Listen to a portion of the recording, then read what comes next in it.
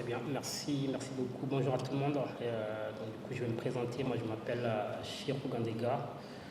Je suis originaire d'un petit village dans les Guidimara, Baïdiam. Moi, je suis ici aussi de la diaspora. À savoir, en fait, la particularité, je suis pas, je suis allé en France il y a une quinzaine d'années pour faire des études d'ingénieur. Après, je suis resté par la suite. Après mes études, j'ai eu l'opportunité de travailler après mes études, j'ai eu l'opportunité de travailler dans les grosses boîtes en France. Je suis ingénieur en performance industrielle. Je suis sur des sujets de développement durable, des sujets de performance durable, mais également accompagner les entreprises vers des certifications internationales sur le domaine du développement durable, du management de la qualité, d'hygiène et santé et sécurité au travail. J'avais toujours cette mission de retourner au pays. Pour moi, c'était une évidence. Depuis j'ai commencé mes études jusqu'à ce parcours professionnel que j'ai eu en France. Pour moi, dans un premier temps, j'étais convaincu d'une chose, c'est que la diaspora n'est pas une élite, mais c'est plutôt, un levier. C'est-à-dire, on ne transforme pas de l'Afrique de l'extérieur, on le transforme de l'intérieur. C'est la raison pour laquelle, depuis plusieurs années avant même de rentrer, j'étais très investi, en tout cas, sur des projets liés à la diaspora. Raison pour laquelle j'ai eu l'opportunité à travers mon parcours de parcourir beaucoup de pays africains.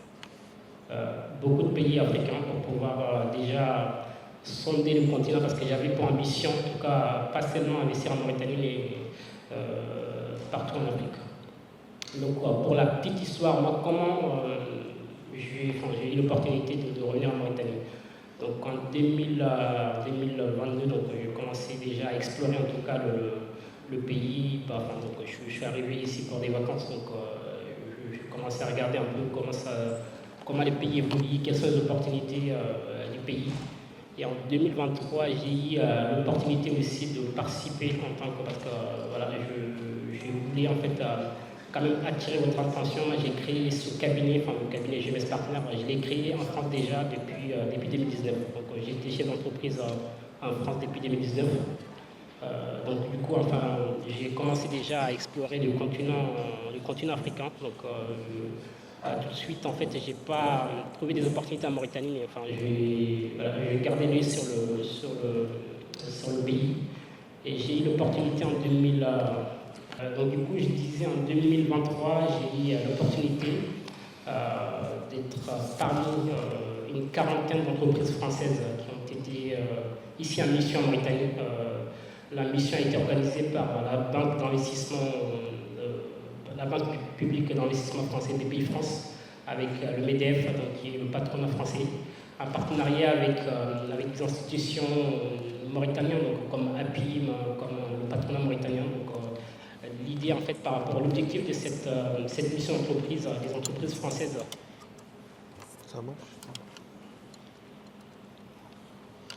Bon, on va continuer, on va essayer Et donc, l'objectif principal, j'ai disais, par rapport à cette mission d'entreprise, c'était tout simplement d'explorer les potences.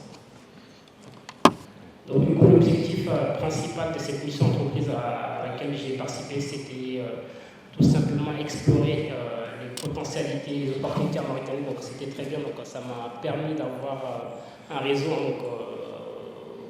Vous savez mieux que moi, au-delà, en tout cas, d'être de la diaspora, le premier défi d'un entrepreneur, c'est de savoir s'entourer, c'est de savoir faire un réseau. Donc, du coup, cette mission d'entreprise m'a permis, en tout cas, de faire un réseau en Mauritanie, donc de pouvoir aussi dénicher les potentiels, en tout cas, du pays. Et puis, depuis, je suis là. Donc, on travaille avec plusieurs entreprises dans le domaine des oil and gas, donc en industrie extractive, mais également dans le service. On les accompagne sur des stratégies de développement durable, mais également vers des certifications internationales. Et depuis plusieurs semaines maintenant, j'ai aussi une autre casquette. Je suis le représentant pays de l'Institut africain de la réflexion stratégique qui est un think tank sous tutelle de l'Union africaine, donc, dont l'objectif c'est d'accompagner aussi les décideurs africains, les institutions publiques sur des enjeux de gouvernance, mais également en fait, sur l'investissement, l'entrepreneuriat, mais aussi sur les questions d'innovation. Donc du coup, en fait, pour illustrer mon propos, pour moi... Ça fait du bruit, là. Ouais, ça fait du bruit. Où est-ce qu'il est, le technicien? Et donc, du coup, en fait, en parlant de diaspora, moi, je suis convaincu d'une chose, c'est que quand on est issu de la diaspora, on est souvent perçu comme des privilégiés. Pour moi, en fait, être de la diaspora, ce n'est pas avoir plus, mais c'est devoir plus. La raison pour laquelle moi, j'étais toujours convaincu par rapport à ça, c'est que je m'étais toujours dit, j'ai un devoir, j'ai une responsabilité, en tout cas d'apporter, en tout cas tout ce que j'ai pu avoir en Europe, donc non seulement à mon pays, non seulement à ma communauté, mais aussi à mon continent, raison pour laquelle moi personnellement je suis très investi sur des questions de développement, des questions d'entrepreneuriat, mais également fait d'investissement, pas qu'en Mauritanie, mais sur le continent africain. Donc raison pour laquelle avec GMS Partner aujourd'hui, on a des clients en Côte d'Ivoire jusqu'à l'Afrique centrale, au Congo RDC.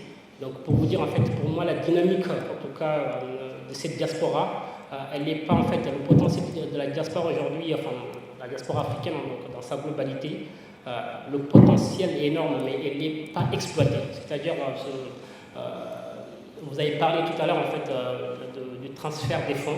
Aujourd'hui, en fait, on va se dire en fait ce transfert de fonds est beaucoup plus important aujourd'hui que les aides publiques qu'on constate dans nos pays, pas que la Mauritanie.